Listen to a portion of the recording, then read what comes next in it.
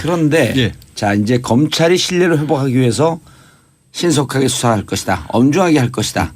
그럼 국민들이 지난번에 아직도 뇌리에 남아있는 게 청와대 압수수색 어떻게 할 거냐. 그렇죠. 예. 원래는 다 들어갈 수 있을 것이라고 생각들을 많이 하실 것 같아요. 예, 대통령이 그러니까 맡고 저도, 있었는데 예. 이제 대통령도 떠났고 그 봉황기도 내렸지 않습니까? 예. 집 주인이 없다.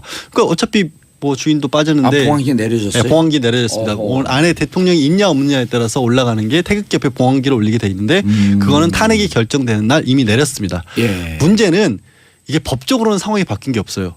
그러니까 청와대가 박 전 대통령 사저는 아니었잖아요. 그렇죠. 대통령이 있는 공간이잖아요, 원래.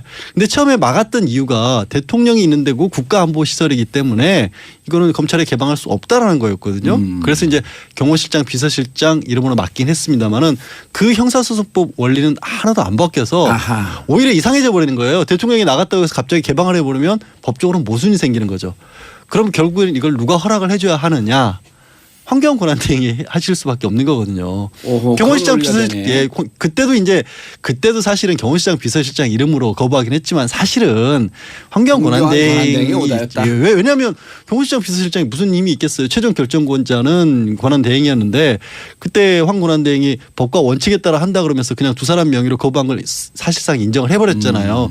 지금은 상황도 바뀌었고 다른 무엇보다도 말씀하신 그 대통령 수사 신속하게 해야 하는데 거기 뭐 차명폰 의혹도 있었고 안정권 저수석 그 37건 수척도 청와대 숨겨놨던 거잖아요. 그리고 세월호 7시간 이번에 탄핵이 안 됐지만 이게 헌법재판소에서 증거 자료가 없으니까 또 탄핵 사유로 못 넣었던 것도 있거든요. 그렇죠. 그걸 다 파악을 하려면 청와대 문건을 들여다봐야 되는데 네. 황 권한대행이 해줄지 안 해줄지가 좀 걱정이에요. 근데 이게 논리적으로 따지면 예.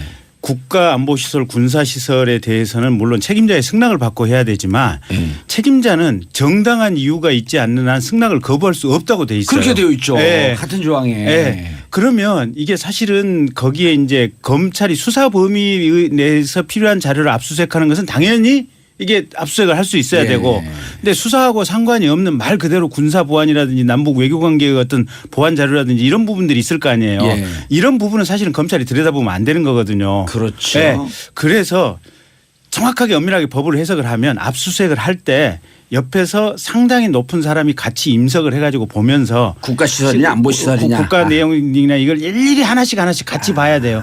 근데 이제 문제는 하드디스크라든지 이런 내용을 가령 뜯어서 분석할 때는 거의 한 달이고 두 달이고 옆에 같이 동시에 있어야 되고 또 한 가지는 실제 보다 보면 이게 분석하는 사람이 그냥 우발적으로 보는 상황이 생길 수가 있어요. 그래서 제목이라든지 위에 앞부분 하나 정도만 봐서 이게 국가안보시설 가능성이 높다라고 하면 요건 배제합시다. 아니라 싶으면 요건 압수수색합시다. 이렇게 개별적으로 가야 하는 수밖에 없는 것 같아요. 그러니까 아주 현실적인 말씀이시네. 네. 근데 지난번에 황교안 총리 대행이 네. 이런 점까지도 거기도 그 법률가아닙니까? 네. 변호사도 잠깐 했었고. 네. 황교안 총리가 사실은 법을 이렇게 공격적이고 적극적이고 그 전향적으로 해석을 하면 네. 열어줄 거 아니에요. 그렇죠. 그러니까 지난번에는 박근혜 대통령이 있었기 때문에 그냥 막무가내 네. 거부했는데 사실은 지금은 박근혜 대통령이 퇴거를 했기 때문에 원리 원칙대로 정확하게 그렇게 하는 것이 정답인데 문제는 사람이 이게 가오가 있기 때문에 네. 특히 자기 가오가 있기 때문에 그 그렇죠. 지난번에 이제 이게 가오는 표준말로 하면 뭐죠? 갑반가요? 그러니까 자기가 했던 큰 소리 쳤던 바가 있기 때문에 이번에 어쨌든 대통령이 탄핵으로 이게 쫓겨났다고 하더라도 자기 입장을 바꾸기가 좀 부끄러운 거예요 보면. 그렇죠. 그래서 우기려고 할 가능성이 있어요. 근데 어쨌든 여론의 힘으로 예. 문제는 지금 말씀하신 여론의 힘 얘기하지 말고 국민들 힘들어 죽겠어요. 네. 또 촛불 들라고. 아 근데 필요해요. 제가 왜냐하면 이게 지금 말씀하신 것만 해도 하나의 방패인데 방패가 또 하나 있어요. 지금 황교안 권한대행이 무슨 방패요? 뭐냐면 지금 이 압수수색 전 단계로 대통령 기록물 있지 않습니까? 예. 대통령 기록물로 지정을 해버리면 또 아예 못 봐요. 그러네. 30년이나 그 정도. 30년 동안 고등법원장 영장을 내주거나 국회 제적 3분의 2가 아니면 못 보는데 대통령 기록물 지정 권한을 지금으로서는 현실적으로 황교안 권한대행이 할 수밖에 없거든요. 지금 박근혜 전 대통령이 이미 나가버렸는데 어떻게 하겠습니까? 부적절하기도 하고 지금 중요한 게 말씀하신 것처럼 청와대 서버가 왜 중요하냐면 원래 대통령은 모든 결제를 전자문서로 하는 게 지금 원칙이거든요. 받고 나서.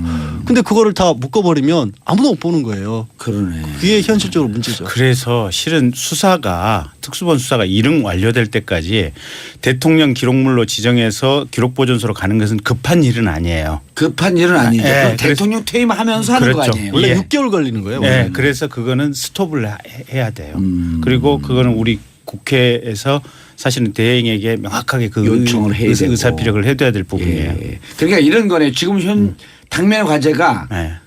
일단 청와대 압수수색을 네. 이게 국가안보 군사시설이지만 네. 특별한 사유가 없으니 네.